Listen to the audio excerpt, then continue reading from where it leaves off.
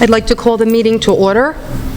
Start out with a roll call and salute to the flag and a moment of silence, please. Oh, I'm sorry. Salute to the flag first, then roll call. Pledge allegiance. To the flag of the United States of America and to the republic for which it stands, one nation, under God, indivisible, with liberty and justice for all.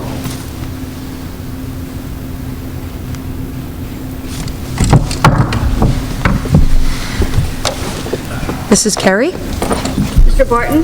Here. Ms. Suter? Mr. Conti?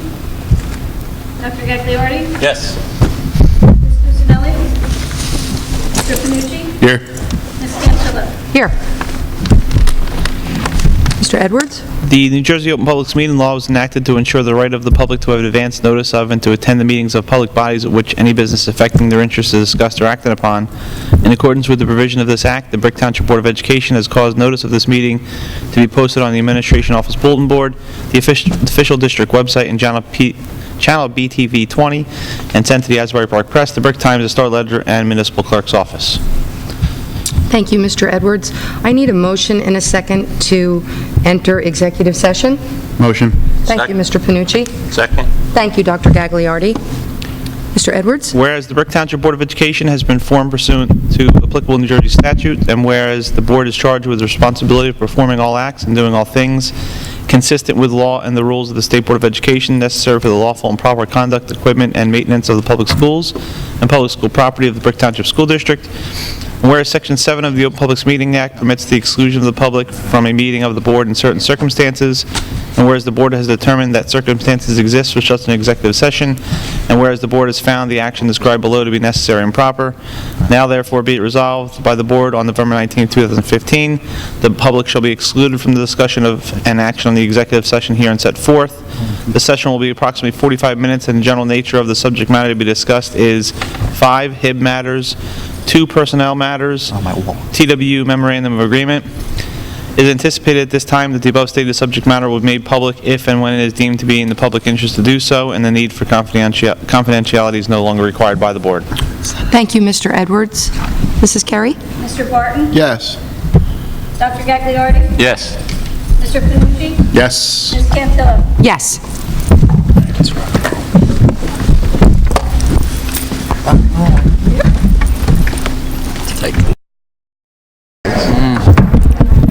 You need to turn it on. Good evening, everyone, and thank you for coming to our board meeting tonight. I need a motion to come back into public session. Motion. Thank you, Mr. Panucci. I'll second it. Thank you, Mrs. Cusinelli. Mrs. Carey? Mr. Barton? Yes. Dr. Gagliardi? Yes. Ms. Cusinelli? Yes. Mr. Panucci? Yes. Ms. Cantillo? Yes.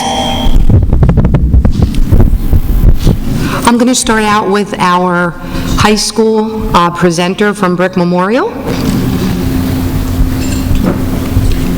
She's hiding. Good evening, board members. I'm Natalie Gazdowitz, president at SGA from Brick Memorial. We had an exciting month, and I'm excited to share it with you. Our gymnastics team won the A South Championship and finished 7th overall in the Shore Conference out of 40 different schools. As a team, they finished 3rd in the state South Sectional, and several girls were able to place as individuals this past weekend. Congratulations to Allie Prince, Raina Nolan, Emily Clayton, and Lauren Modolo for all placing in various events. And a special congrats to Brianne Dombrowski, who will be moving on to the all groups state finals this weekend for uneven bars and floor events. Our band finished up their competitive season this past weekend as a finalist for the national championships held at MetLife Stadium. This is the first time in school district history this has happened, and only a few bands in New Jersey have ever qualified as a Band of America's finalist. The 2 weeks prior saw them win a state championship for the 5th time, and a North Jersey/metropolitan area championship for the 8th time in a row. Along the way, our color guard, percussion, music, and visual all took top honors. The band has also won for the 4th time an Atlantic Coast Championship. Congratulations to Mr. Penrod, all of his staff, and of course to all of the outstanding participants in the marching band.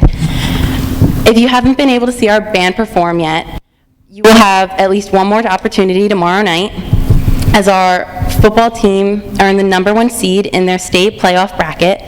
We will be hosting Allentown tomorrow night at 7 p.m. This comes off their win last weekend, which earned them a piece of the A-South Championship.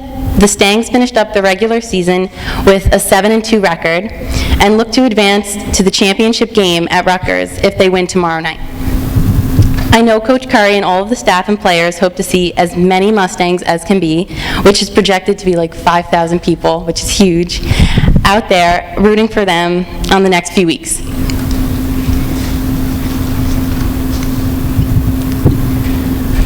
Our school pride is continuing to grow and become stronger. Green and Gold Fridays are taking off and becoming an event up into themselves. On Fridays, we've been doing where students and the staff wear green and gold to show their Mustang pride. And it's really cool because a lot of people have been interested in it. And when you're walking down the hallways, you see everyone's wearing it. And it's just growing like crazy. And I hope we do it a lot more, especially with the football games and stuff going on. This week kicked off the college signings in Brick Memorial. Matt Kapari and Brian Markowski committed to SJU. Dylan Evans committed to LaSalle University, and James Donnellan for Fairleigh Dickinson's. Congratulations to all of them in pursuing their baseball and academic careers. We are eager to see everyone else in the future. This week, we also closed our Thanksgiving in a Box fundraisers. The Thanksgiving in a Box, we took boxes and over 50 different clubs and classes decorated them with turkeys and pilgrims and made them fall festive and filled it with all the Thanksgiving dinner necessities, and we're going to donate them to families in need, which is really nice because the boxes look amazing. The PALS Special Education Fall Harvest Dance was last Friday. Brick Township and Brick Memorial students came out and danced the night away. They all had a blast. It's one of my personal favorite events. To see them all have such a good time, you have a good time as well. Like, the DJ's great, and it's an amazing event. After the last meeting, Brick Memorial even they held their very first pep rally for the first time in a while.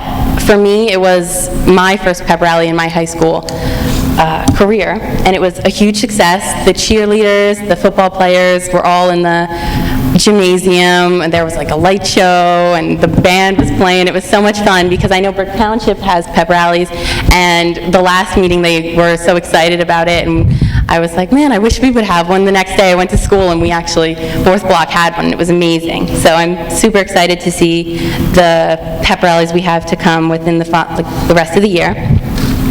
Our Powder Puff game was supposed to be tonight, but because of rain it got canceled. So it's pushed to Tuesday. The Powder Puff is where the senior girls versus the junior girls in a football game. And I'm actually going to be a running back, so hopefully the senior girls take the win for the title this year, and next year the juniors can have theirs. Homecoming was a huge event for SGA. It's the best thing that I think our school could possibly do. And we sold over our 500 max tickets, and everyone had such a great time that we've been pushing, and we're going to have a spring dance as well. We never had a spring dance at Brick Memorial, and we thought it would be a really good idea because homecoming's such a huge event for us. So the details are still in the works, but between the end of winter sports and the beginning of spring, we hope to have a dance and see everyone have a good time and come together. And as promised, the last meeting I told you guys about our art club. Mrs. Harzer started up an art club where students could display their talents, because we have a lot of talented, artistic people in Brick Memorial, and some of our murals were a little old, and they wanted to show some school spirit. So I printed two of them out to show you. This one it shows the two Mustangs. I'll pass this so you can see it. It shows the two Mustangs, and it has green and gold over the wall, and it's really amazing because they painted the walls white, and I remember I was like, what are they doing? I was like, what's going on? And then they painted it, and they didn't even use any stencils. It was all by hand, and I just think it was so amazing. This one is the second one they've done. They're doing a bunch of them throughout the school. That's awesome. And this one's right by the front entrance. It's like gold, and it's got a big Brick Memorial Mustangs logo on it to show some school pride. Yeah. And it's really exciting. It's brightening up the school. We've had a lot of good events, and we're going to have a lot more coming up with the holidays. And I appreciate it. Thank you all for listening to me again. And I wish you all a happy and healthy Thanksgiving to you and your families. And I'll see you next meeting. Off to Lexi. Thank you very much. And now Brick Township High School. Good evening, I'm Lexi Adams. The weeks leading up to Thanksgiving break at BTHS have been jam-packed. NHS has proudly accepted 28 new members, and as president, I am extremely excited to work with them for the rest of the year. There will be official NHS members as of December 2nd, and I invite all of you to attend our induction ceremony, which will begin at 7 p.m. right here in the auditorium. Also taking place right here at BTHS is the craft fair this Saturday. NHS members will be there all day helping out. For the last few weeks, the Interact Club has been collecting non-perishable food for their annual food drive. All of the food collected will be delivered to the Visitation Church on Saturday morning, just in time for the holidays. Together, NHS and Interact just completed a candle and Christmas wreath fundraiser sponsored by BTHS's own Andrew Seymour. He runs his own candle and plant and flower business. He started when he was a freshman. So it's really impressive to see all the work he does, and it's nice of him to let us sell his stuff for a fundraiser. All the candles, everything, it's all natural and all smells so good. The Palace Club recently attended a dance at Brick Memorial, and we look forward to hosting our annual Christmas dance with them in the beginning of December. Today was our last day of park testing for the fall, and the schedule ran very smoothly.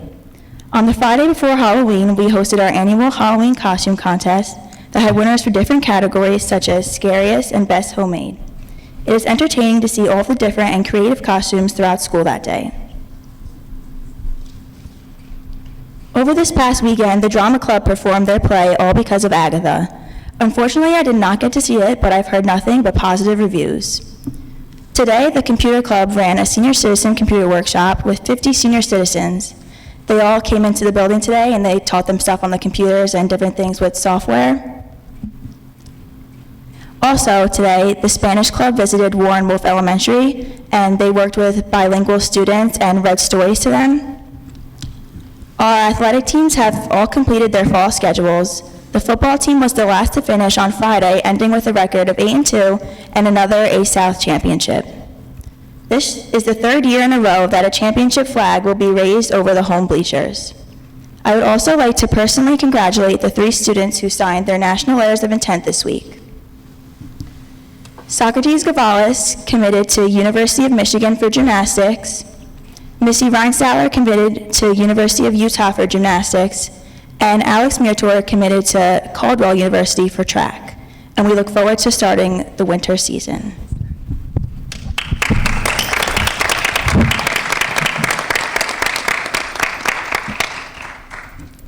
Thank you very much. Moving on to the violence and vandalism report, Mr. Mosley. Good evening. We're going to do a bit of a PowerPoint for you. Go.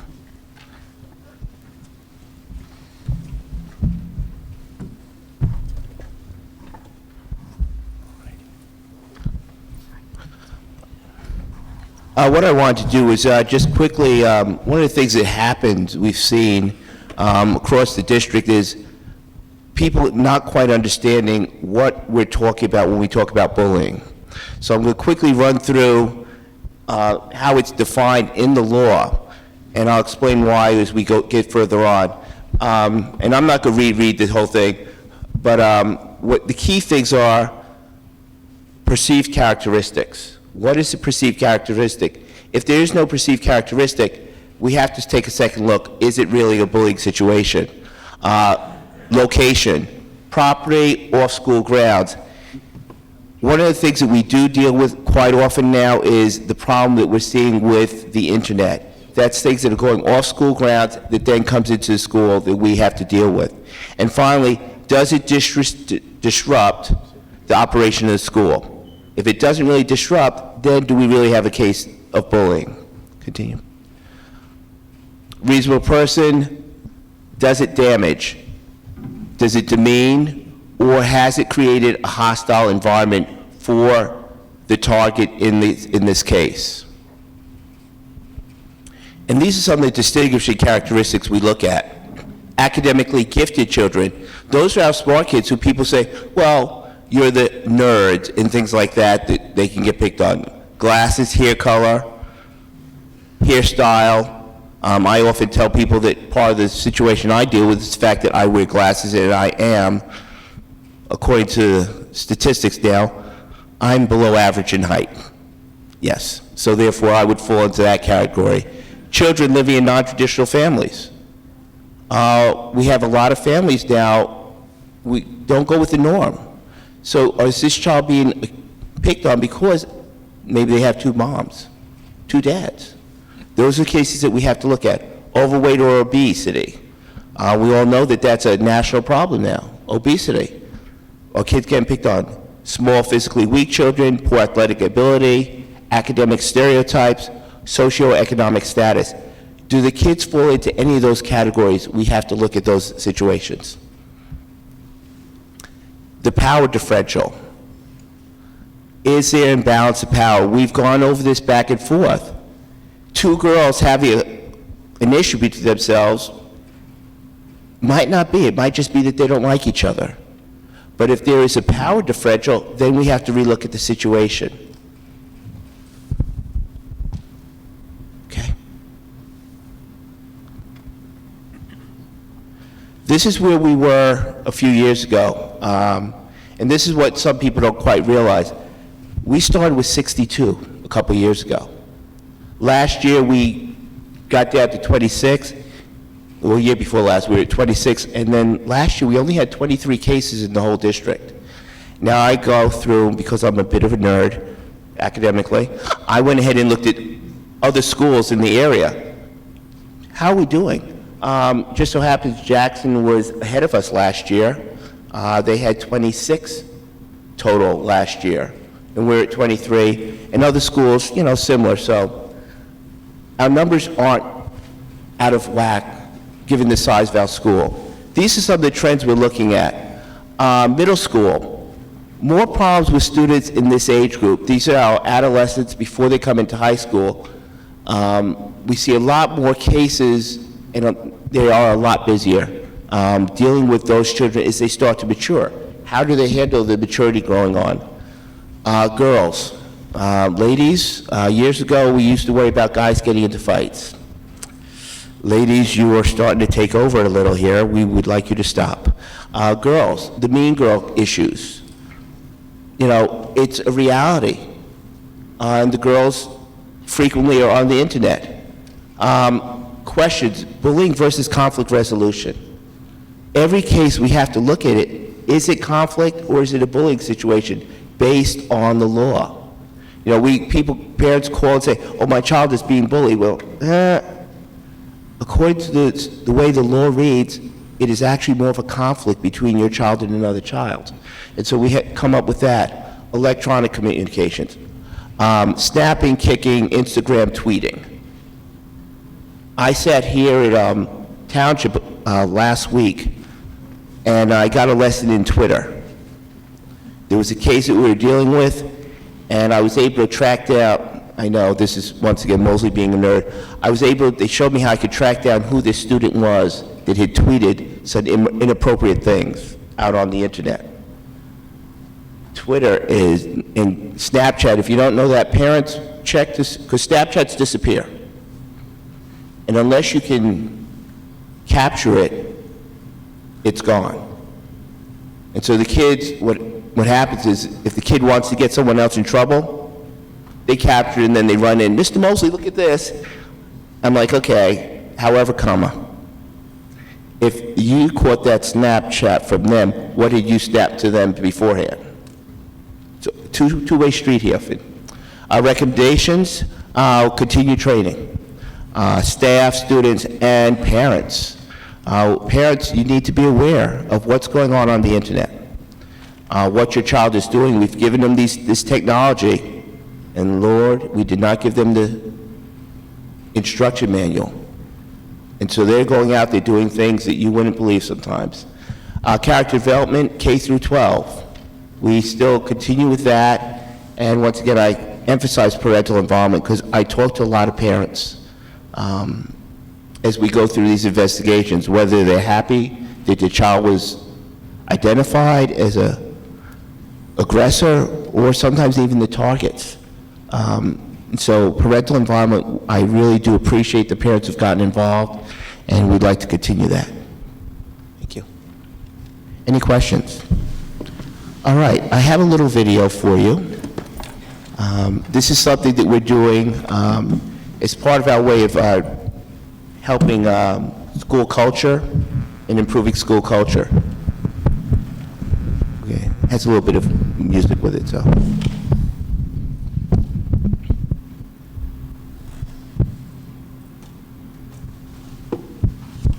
And I'll explain more on it after we play it. Together, hence the Dragon and the Mustang having lunch at Papa V's. We probably have a few more that are coming. We'll be releasing these, as we do them, but once again, purpose is improving school culture and tying that into our anti-bullying effort. These kids are great. Natalie's part of it, who was just here. That wasn't her in the Dragon, though, or the Mustang. The Mustang was one of the students from Memorial. The Dragon was a kid from over here at Brick, and we meet with them regularly. I'm over here now Mondays, and then Thursdays I'm over at Memorial. And really, these kids are great. We're going to be doing more things. We're going to be helping out it's a town awareness thing as well as helping out the whole school. So thank you, and expect more. Thank you. Thank you, Mr. Mosley. Dr. Caldez, County Curriculum Frameworks recognition. Yes, thank you, Ms. Cantillo. Tonight, we'd like to, I'm going to ask Ms. McNamara to come up to the podium. Our teachers do a lot of work that goes unrecognized at time, and in the area of curriculum development, our teachers spend a lot of time this summer, and we're recognized for their efforts by the county, and I thought it would be excellent that we have them come tonight and receive their certificates and be recognized by the community tonight. So with that, I'm going to turn over Ms. McNamara the awards presentation. Thank you, Dr. Caldez. Over the summer, many districts in Ocean County were asked to invite teachers to participate in the creation of the county curriculum frameworks. And Bricktown was honored to send some very wonderful educators to that experience. I was assisted by some of my colleagues in selecting the members who we sent down to the county to work on the creation of the frameworks. I'd like to recognize them as well, Mr. Hrusenko, Mr. Cranston, Mr. Layton, and Mr. Barisi and Mr. Blessing, all assisted in selecting the members that we're honoring this evening. The following staff are being recognized for their outstanding contributions to the Ocean County curriculum framework within their area of expertise. As I call your name, please come forward to receive your certificate from the Ocean County Superintendent and the Ocean County Educational Specialist. Ms. Amanda Beatty for Math. Ms. Cheryl Best for Visual and Performing Arts. Ms. Brittany Bucco for World Language. She's also our District Teacher of the Year, our County Teacher of the Year, and was recently honored by the Town Council and was given her very own day. Ms. Tara Carlisle for English Language Arts.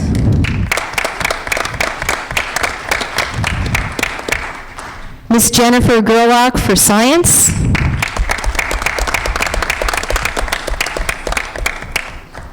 Mr. James Jones for Social Studies.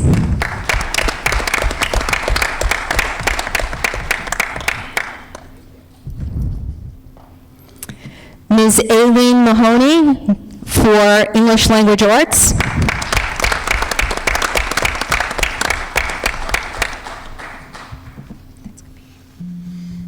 That's James.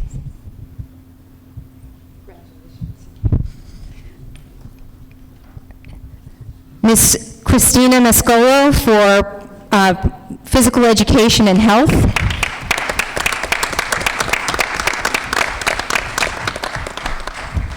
Ms. Nicole McCutcheon for 21st Century Life and Careers. Ms. Amy Melillo for English Language Arts. Jamie Pratt for Science.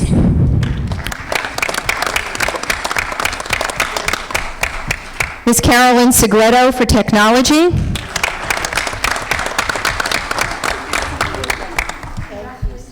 Ms. Elena Servideo for Math. And Ms. Amy Turnbach for Science.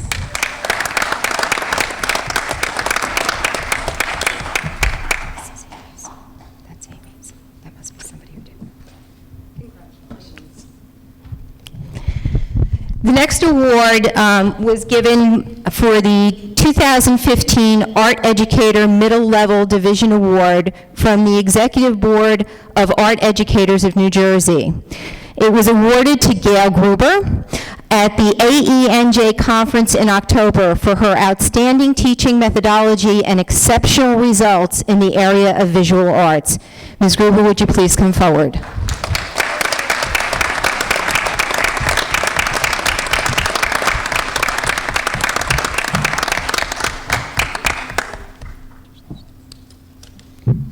The following educators are being recognized for their strong knowledge and skills, inspiring presence, and clear vision for quality teaching and learning that has a positive impact on the students, colleagues, and in the school community.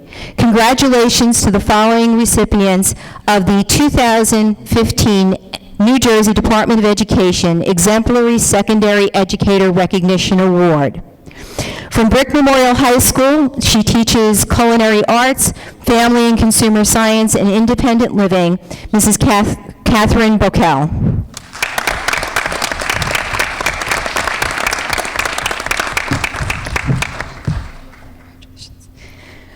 From Brick Township High School, the Student Assistance Counselor, Ms. Lori Rowland.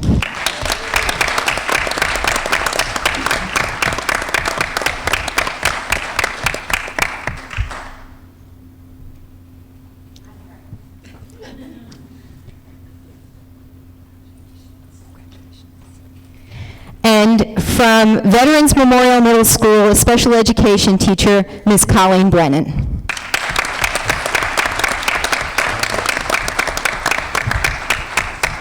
Congratulations to all the recipients, and thank you.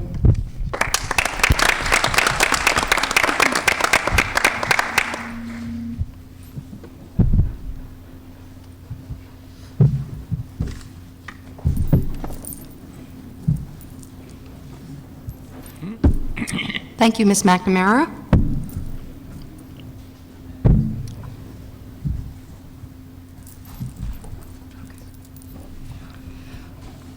Moving on to approval of minutes, October 22nd, executive session, October 22nd, regular meeting, and October 30th, special meeting. Do I have a motion and a second? Motion? Second. That was Mrs. Cusinelli and Mr. Panucci. Barton. Oh, Mr. Barton, thank you. Do any board members have any questions on these minutes? Seeing none, Mrs. Carey? Mr. Barton? Yes, on all three. Ms. Suter? I abstain on executive session on the 22nd and the special meeting on the 30th, and yes to the regular meeting on the 22nd. Dr. Gagliardi? Yes on all three. Ms. Cusinelli? I need to abstain on number 1 and number 3. I wasn't present, and yes on number 2. Mr. Panucci? Abstain. Ms. Cantillo? Yes, on all 3. Moving on to committee reports, do I have any board members that are interested in giving their committee reports on anything that is not on the agenda that would be redundant? Anyone want to continue with a report? No? No. Okay. Dr. Caldez, how about you? Okay, I will try to be brief. This week was American Education Week, and this allowed our elementary schools for parents to come in and sit in classes, which I think is a great opportunity for the parents to actually see what's going on in our classrooms. We had a good participation across the district, and the parents were very happy that we allowed them to come into the schools, because not every district will participate in that manner. You heard earlier from our student representatives, we had an outstanding special education dance last Friday night. We also had a football game going on at Brick Memorial High School, but I want to thank all the teachers. We had well over a dozen teachers from both sides of town that volunteered their time to do whatever was necessary to have a great event. Also, the students that come out to help out. This is an event that's gone on for a number of years, and I'm very proud to say that it's an outstanding event every year. The kids truly enjoy it. And again, I can't thank enough to the teachers who come out on a Friday night and prepare in advance of the dance, their time and their energy to be there with the kids. This year, the theme was football jerseys, and it was great to see all the kids out there wearing a football jersey. And it's quite obvious that we have a giant fan base in Bricktown, that's for sure. What can I say? Yes, we do. Yes. Mr. Filippone, I don't know if he's still here, but I know Ms. Joseph, we had great homecoming dances in a time where we're always talking about what do kids do on a Saturday night. Well, I'm very happy to say that each year we've grown bigger and bigger till it was, pretty much packed at both high schools. We had an outstanding turnout on a Saturday night for both schools' homecoming dance. All the kids had a great time. It was well organized, and it's nice to see that we can put on events that, for a better word of it, are very wholesome for kids to have something to do on a Saturday night, because we always hear about our kids saying there's nothing to do. And I know both Ms. Joseph and Ms. Filippone are reaching out, trying to come up with activities and events that our kids can come on Friday or Saturday night and be involved in. Before Brick Memorial representative talk about the band at Brick Memorial High School. Brick Memorial High School's had a long tradition and excellence in their band program. Well, they topped it. I mean, if you go over to Brick Memorial High School, you ever have a chance to go see the hallway or the band room, they've won trophies, and championships over the years. But to win the Atlantic Coast Championship, that was something that, again, is something they've never been able to accomplish. It's very prestigious. It's a great award. And Mr. Penrod and his staff and the parents, again, let me tell you what, band programs, they're not successful without our parents, because the time and energy, they're not getting paid to be there. They rush home, some of them, spend their, every night during the week going straight to the high school to help bring out the equipment. Men clean uniforms. I mean, they're as dedicated and as passionate as our kids in the program are at both high schools, may I add. But it's just a great accomplishment, and hopefully you'll have 2 opportunities to see our band play Friday night against Allentown, and hopefully they'll move forward and we'll be playing Saturday night, the following Saturday night after a week from Saturday after Thanksgiving, up at Rutgers in the state championship game. So hopefully we'll get to see them playing there. One of the things touched upon by both schools, go on our website. We're putting up pictures of all of our athletic signings. We have a nice one we just put up there today from Brick Memorial, a number of our students. I think it's great that our kids are getting these scholarships and everything. It's a tough time, for parents and everything to, afford college. But if you look at the colleges our kids are getting athletic scholarships for, well, they're good academic schools, So besides playing athletics, whatever sport it is, they're going to get a great education when they come out of there.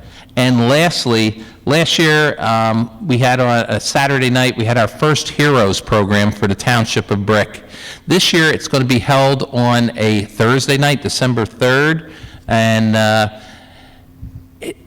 it's talent from our high schools, the community, our middle schools, our elementary schools, and we honor unsung heroes throughout our town and in our schools. Last year, each school nominated somebody, and it was really special to see people that, you know, go unrecognized, get recognized, and to see their reactions and their appreciation that they, you know, they give, because it's, you know, a lot of these people don't think anybody ever notices. They go unnoticed.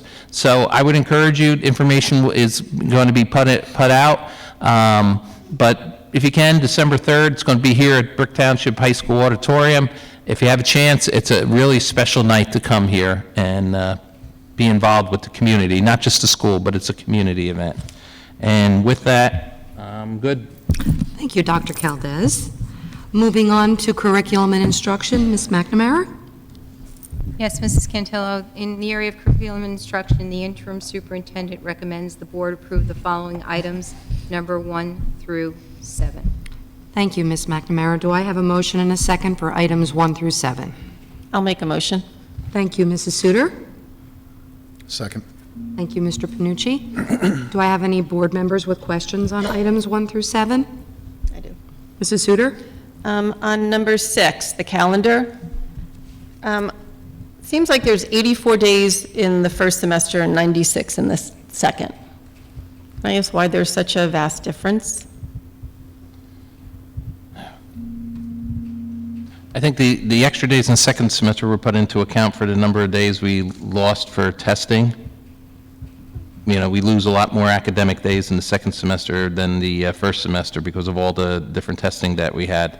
And when the calendar was developed last year in December, they anticipated the same amount of, you know, the testing days that were scheduled for last year. Yeah, but they're not full days. They're not losing full days, are they? For testing? Right. No, they're not losing Right. full days. They're losing half days, but, you know, in essence, you are losing days of instruction, even if you don't. I know, but in the first semester, you're losing, like, just compared to it, like 12 days. I mean, how many days are there for the testing for the park and for the biotech? I had to ask Ms. Mack, how many days do we? About About 8. About 8. Okay, so that's 8 half-days, right? We're actually testing during their regular class Classes schedule this year. time, but that was a change that occurred after the calendar was created. Last year, we had to create a very specialized calendar in order to fit in park testing and meet certain rules and regulations from the state. This year, the state has reorganized the test so that it's fewer days in all. There's only 1 session instead of 2. And we can test while the student is in their regular class. We don't have to create a new type of schedule where students have to come in late or whatever the case may be. So we didn't have that knowledge when this calendar was created, though. That was something that came about over the summer. Right, so again, why are there 12 more days in the second half if some of the testing is done in the classroom? You're still losing a number of days in the first semester, and I think that, to me, it's a disadvantage for the kids in the fall. I think one of the reasons is what Dr. Caldez said when the calendar was being developed. At that time, I believe the thought process was exactly what he said. I also believe that part of the thought process is that sometimes we lose days to bad weather in the second half of the year, so they were trying to compensate for that as well. Are there snow days built into the calendar? There are 3, right? There are 3 days in. Right, so if you take away 3, that's still 9 more days in the second half, in the second semester, than there are in the first. You have juniors who are taking, say, Algebra 2 in the fall. The juniors in the spring that take it are at a better advantage because they're getting more instruction time in the spring than they are in the fall. I know you can't get it 90 and 90. I get it. I know you can't do that. The biggest but- impact is at the high school level. I mean, the same amount of days elementary and middle school, because they're Well, right, staying with those classes. Right. I think That's what I'm- we came up, when we found out, we didn't find out that we would be doing park testing at all in the fall, because last year we did all of our testing in the spring. Right. So the calendar was developed back last December, I think it was approved, based on what was at hand for that testing year. Looking at it now, with the days and no snow days and everything, I understand what you're saying. It's something that I can look at with Mr. Filippo, Ms. Joseph, to balance it out, because it would only mean, if the balance out would be to push the exams back 1 week, Well, which would give you 5 extra days. so you moved the exams, gosh, this is so small. You moved the exams from the 28th and 29th? To the 28th and 29th. Okay, this calendar says the exams are the 21st and 22nd. But I'm just saying, if you move them, then you would gain the days Well- that you're looking. What change did you make on here? It says revised, so. The that- change on the calendar is for tomorrow.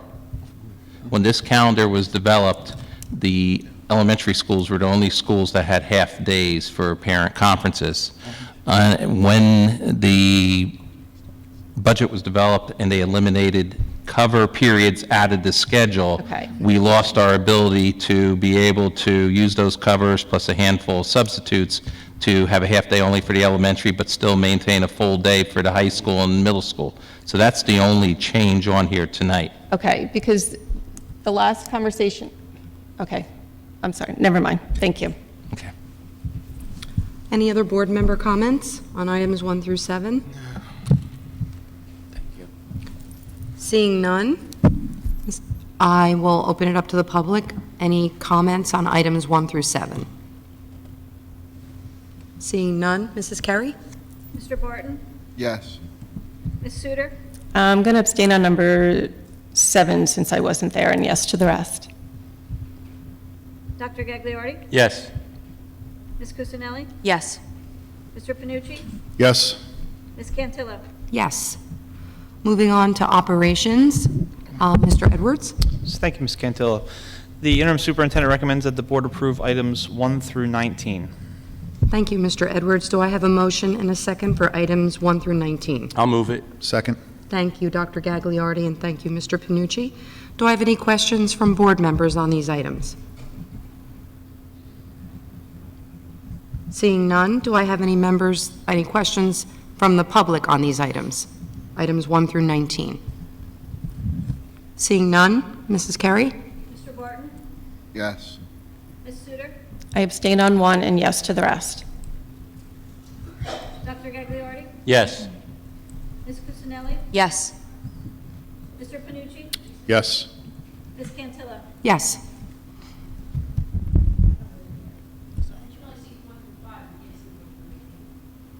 Please don't call out from the audience.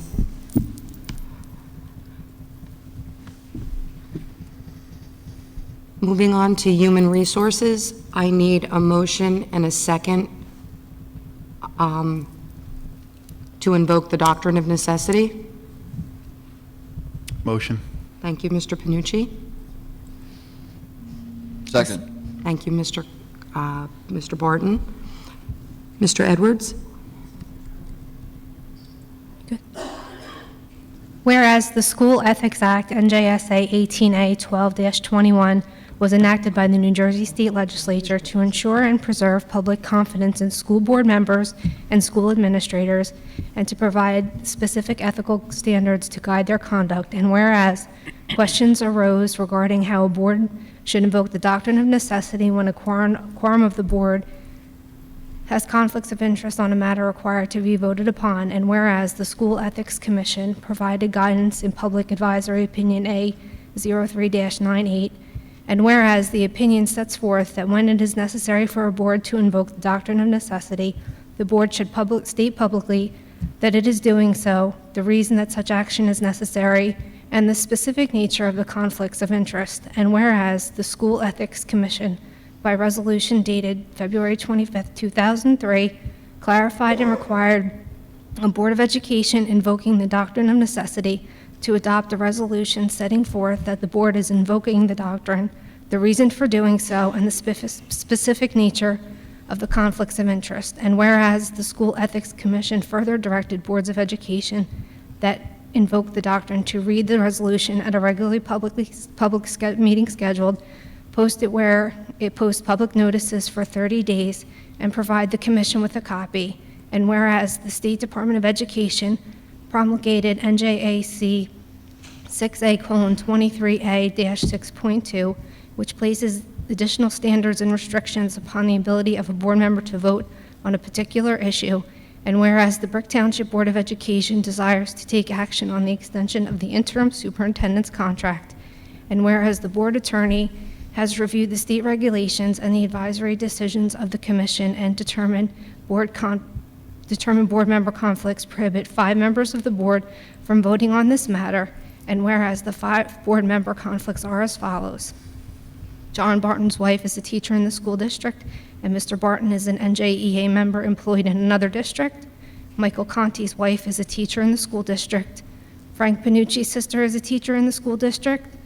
Dr. Vito Gagliardi Sr.'s sister-in-law is a teacher aide in the school district. And Sharon Cantillo's niece is a teacher in the school district, which conflict recently became known as a result of the School Ethics Commission's issuance of Advisory Opinion A09-15 on July 18, 2015.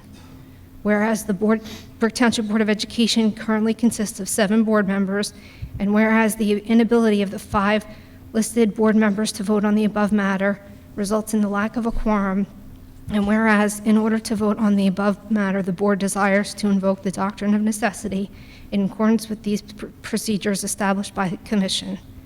Now therefore be resolved by the Brick Township Board of Education, County of Ocean, State of New Jersey as follows. As the 5 board members listed above are prohibited from voting on the extension of the interim superintendent's contract, the board hereby invokes the doctrine of necessity in order to vote on this matter. The resolution shall be read at a public meeting scheduled by the board and be posted on the board's website. That a copy of the resolution shall be forwarded to the School Ethics Commission. Thank you, Ms. Osborne. You have to vote, you have to vote on, you have to adopt the resolution. We have to vote. Yeah, But he has and to. I'll distribute the contract. Okay. Ms. Carey? Mr. Barton? Yes. Ms. Sudar? Yes. Dr. Gagliardi? Yes. Ms. Cusinelli? Yes. Mr. Panucci? Yes. Ms. Cantillo? Yes. All right, now that the board has adopted the doctrine of necessity, I'll distribute the contract to the board members for them to have an opportunity to review it.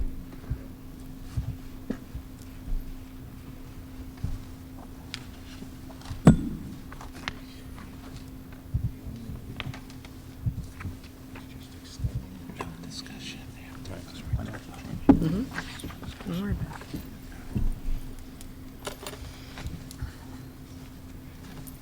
Thank you. I've read it. No, I already read it, yeah. I'm good. Thank you.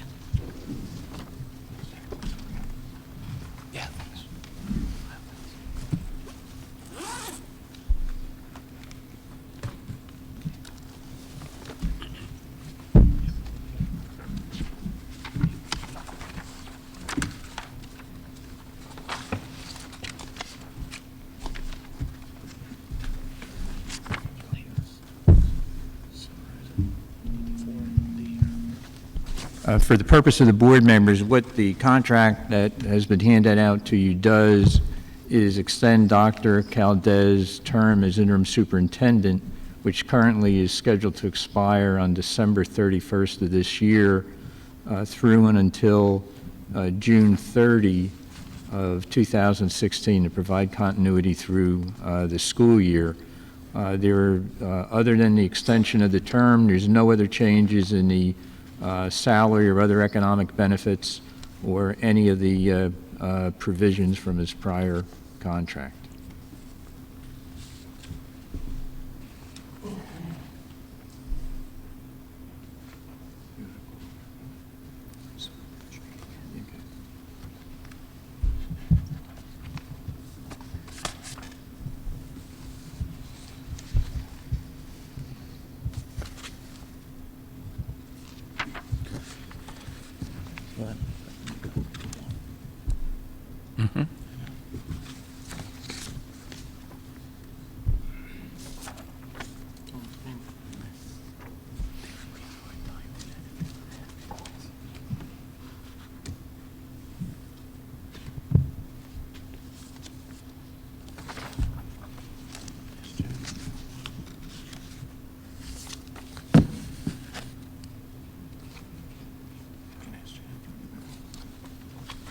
Has everyone had a chance to Yes. review? Okay.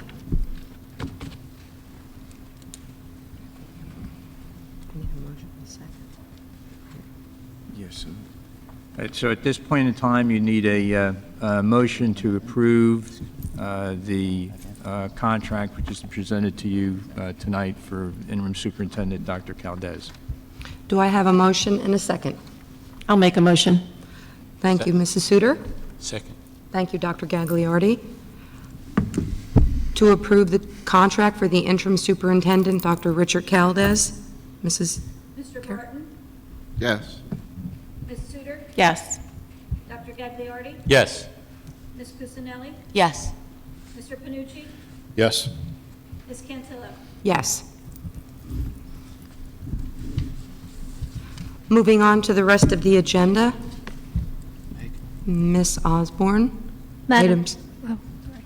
Madam President, the interim superintendent recommends that the board approve the following items listed 3 through 29 with the exception of number 23. Exception of 23. 23. Okay. Do I have a motion and a second for items 3 through 29 with the exception of 23? Move it. Thank you, Dr. Gagliardi. Thank you, Mr. Panucci. Do I have any questions from board members on these items? Mrs. Suter? I don't know if I can ask, but why was 23 removed? It'll be voted on separately. It's going to be voted on separate. Okay, thank you. Anyone else? Seeing none. Members from the public? Seeing none. Mrs. Carey?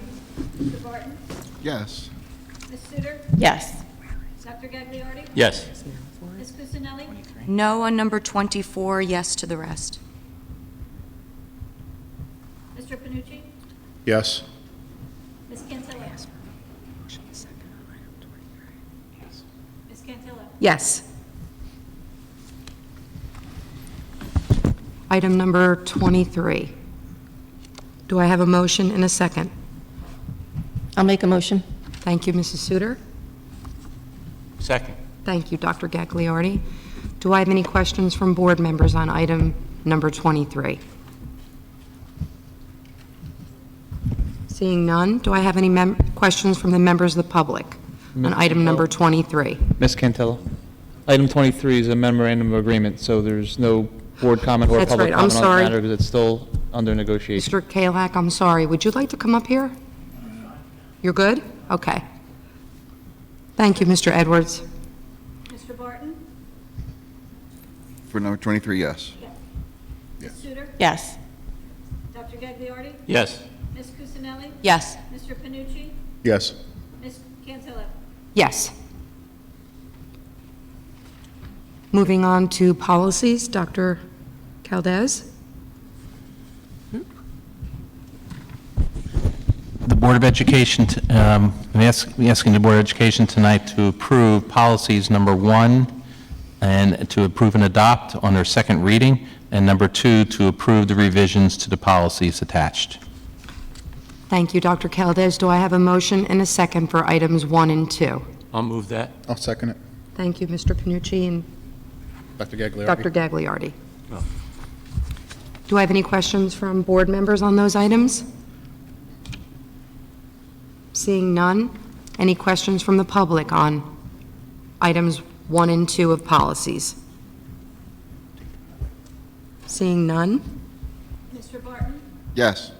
Ms. Suter? Yes. Dr. Gagliardi? Yes. Ms. Cusinelli? Unfortunately, I didn't have the opportunity to, I didn't have enough time to review all 78 policies, so I'm going to vote yes on number 5141, yes on the 2000 series, no on the 3000 series, no on the 9000 series, yes on number 2120, and yes on number 2133, please. Mr. Panucci? Yes. Ms. Cantillo? I'm going to vote yes on policy 5141, yes on the 2000 series. I'm going to abstain on the 3000 and 9000, and yes to number 2.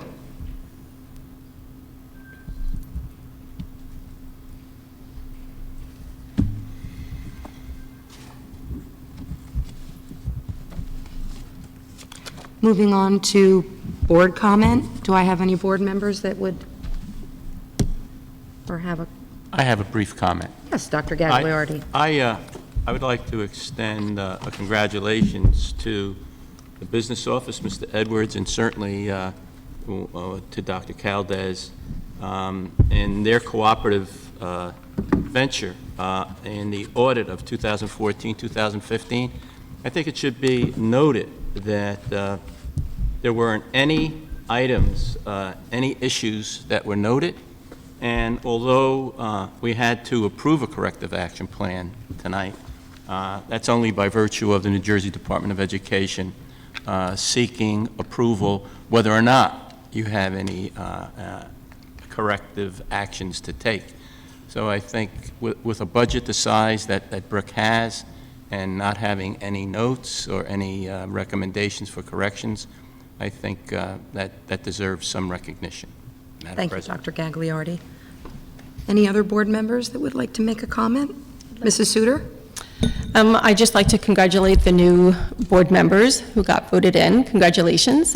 Best of luck to you. If you need anything, please feel free to contact me. I'd also like to, I have one more meeting. Next month is my last meeting. And I would just like to thank the people of Brick for giving me the opportunity to sit in this seat. I've been truly honored for the last 4 years to sit on this side of the table, and I am very, very grateful for the opportunity that you gave me to sit here. I hope my good decisions outweigh some of my bad decisions, but I am truly, truly grateful for being here for the last 4 years, and I thank each and every one of you who supported me. I'd also like to publicly apologize to Donna Stump. In the 12-13 school year, I was told that the special education budget, which she was the director of special education at the time, was roughly $800,000 in deficit. So because of that, money had to be moved in March of 2013. About $500,000 worth of about $500,000 of funds were moved from non-special education line items to special ed. I didn't realize it at the time, and I am so sorry that I didn't look into it further. But if you look at that year, money was transferred from special education line items to non-special education line items in September of 2012. Also, at the end of the 12-13 school year, there was a surplus in special education. So in turn, there was no deficit. There wouldn't have been any deficit. And Mrs. Stump got demoted. And I am truly, truly sorry that that happened. And I just wanted to publicly apologize for my part in not looking into that further. I'd also like to apologize to the staff members of this district. I never thought that a vote, that one of my votes could put a lot of staff members in this district in a position of where they were treated disrespectfully, where they were degraded, where they were treated in an unprofessional manner. That was never my intention voting as I voted. And I just truly wanted to say that I am very sorry if my vote put any of you in that position. That was never my intention. But I just wanted, again, thank you very much for allowing me to sit here for the last 4 years. Thank you. Thank you, Mrs. Suter. Any other board members with a comment? May I, Madam President? Yes, Mr. Borton. Brick Memorial spoke about giving 50 boxes for Thanksgiving, and I would just like to express how grateful we are to have what we have, everybody here, and working with those that don't have as much. And I hear 50 from one school. There's many schools out there helping so many people that don't have what we have. So I hope that during the holidays we can find it in our hearts just to be human and grateful and let other people know that we're there for them to help them. Happy holidays. Thank you, Mr. Barton. Anyone else with a comment? I would just like to say Thank you to the TWU members that we negotiated with. It was a very, very long negotiation, but I think it ended up in a very, very fair settlement, and I would like to congratulate and thank Mr. Mention and the other people that you brought with you to negotiate, and I hope that this is the beginning of a great contract for all of you. At this time, I'll open up to public comment. Just very briefly, if I may, John mentioned 726 Ardean Road here in Brick, president of the TWA, local 225 branch 4. Can anybody hear me? No. There. John. There we go. Okay. I just want to echo what Ms. Cantillo just said. You know, we are very glad that the negotiations are over. It was, as you mentioned, a long road, and I want to thank all my reps for putting in the time and sacrifice, and on your end as well. We did reach an agreement, and despite, you know, layoffs and other things, we were able to move forward and get it done. So I'm optimistic that we can resolve this layoff issue as well, and we'll be, you know, back on the right track. So thank you all for ratifying. Thank you, Mr. Mention. I'd also like to say thank you to Mr. Kalak for all of the due diligence that you did throughout that negotiations. It was extreme. Anyone else with a comment?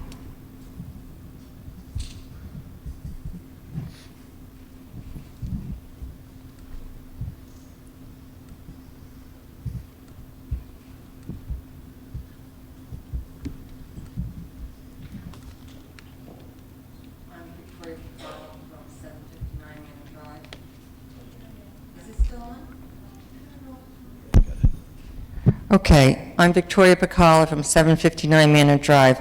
I just wanted to ask, was the revised contract for Dr. Caldez submitted to the county superintendent for review and approval of, for compliance with district contract terms? Yes, it was. Yes, I did. We all received a copy of the approval from Mr. Flora. Okay, thank you.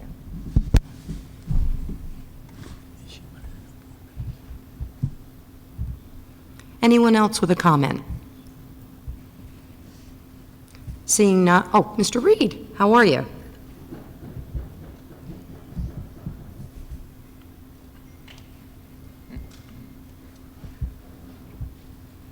Larry Reed.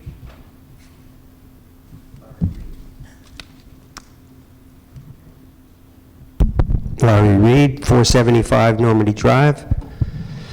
I didn't get a course on how to turn this on. Watch my 5 minutes, please. That's all that's allowed. I want to thank the outgoing board members for serving. Mr. Panucci, Mr. Conti's not here, Ms. Suter, and Dr. Gagliardi for a short term serving. It does take time and energy, and as a member of the public, I appreciate your time. I want to cover a couple things. And the first one, I want to echo Dr. Caldez's words about focusing on the students, student achievement, making them the #1 priority. I would recommend and like to see that the board change their agenda schedule. I suggest that when you start at 7, the first hour should be devoted to student achievement. Okay? If that's the most important thing in the school district, why is it left to last? So if somebody wanted to come in and make a public comment about student achievement, it's after 8 now. I've been to many meetings where that's 10 o'clock. So how many hours should a parent that should be coming to these meetings have to give up to have their chance to talk about student achievement? What's one of the first items on the agenda? Bullying. Is that what we're really here to talk about? Is that what you want? If parental involvement is the key to education, how do you get the parents to come in and participate? You have to put it at the beginning of the agenda. And that's the only thing that can be commented on for the first hour, ideas. Okay, we went to a full-day kindergarten, for example. What about 3rd and 4th grade education? Other districts around the state are doing that. Maybe it's only some of the Abbott districts because they get the extra money, but that's another story. But what about it? You know, if you want to increase student achievement, when are you going to focus on that? Dr. Caldez pointed that out at the last meeting, that he spent 7 minutes on it. I only get 5. But I think it's super important. I think you need to redo this agenda next year and focus on student achievement. That should be the #1 issue. So if any parents wanted to come in, talk about student achievement, what they expected, what they should have, they could plan on coming in at 7 o'clock. The rest of this business agenda, nobody's here for it. It's because it's your business meeting, and if you want the public to get involved, you got to give them a time to show up when they can comment. Second thing is, you know, as was pointed out at tonight's meeting, the numbers are important sometimes. And what I found over the years, and as many of you know, I paid attention to the numbers and the reports. Probably the most important report each meeting, on each meeting's agenda, and I never hear anybody talk about it, is the board secretary's report. Now, Mr. Edwards is a very bright person, pays close attention to the numbers, and those numbers have to be accurate. And the most important thing is if all the board members follow those reports and analyze the numbers, you can see how each department and the board overall is doing versus their budget. I don't hear any comments about it. For example,